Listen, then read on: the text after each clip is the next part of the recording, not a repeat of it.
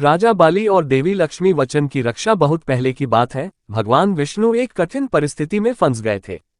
उन्हें अपने ही भक्त प्रहलाद के पोते और असुरों के राजा बलि के द्वारपाल के रूप में खुद को छिपाने के लिए मजबूर होना पड़ा।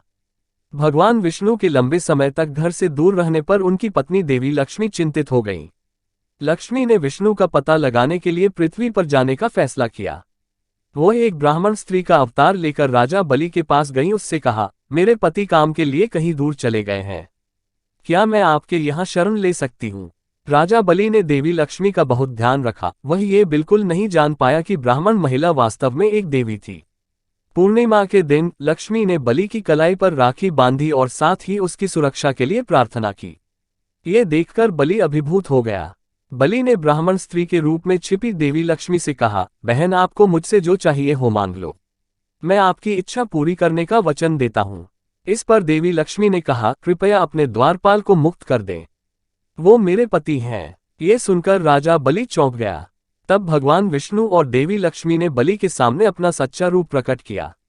अपने वचन के अनुसार उसने भगवान विष्णु को अपने घर लौट जाने का अनुरोध किया।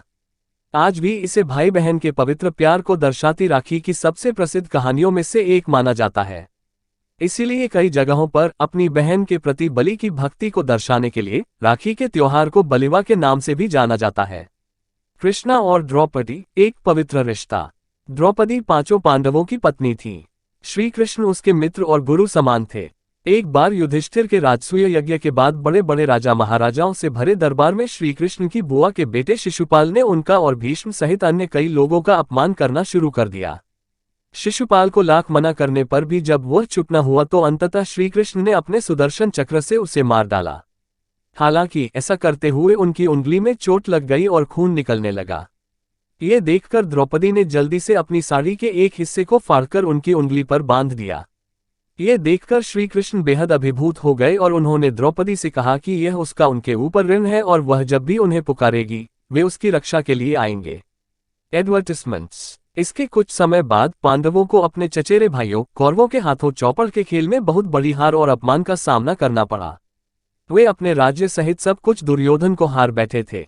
दुर्योधन के आदेश पर उसका भाई दुशासन द्रौपदी को जबरदस्ती दरबार में लेकर आया और उसके वस्त्रहरण की कोशिश करने लगा।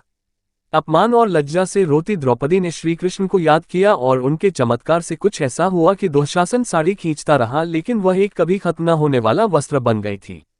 इस तरह द्रौपदी का वस्त्रहरण होने से बच गया। अपने वचन के अनुसार श्री कृष्ण ने द्रौपदी की रक्षा की और उसकी लाज रखी। द्रौपदी ने कृष्ण की उंगली पर अपनी साड़ी का जो टुकड़ा बांधा था वह उसकी राखी ही थी।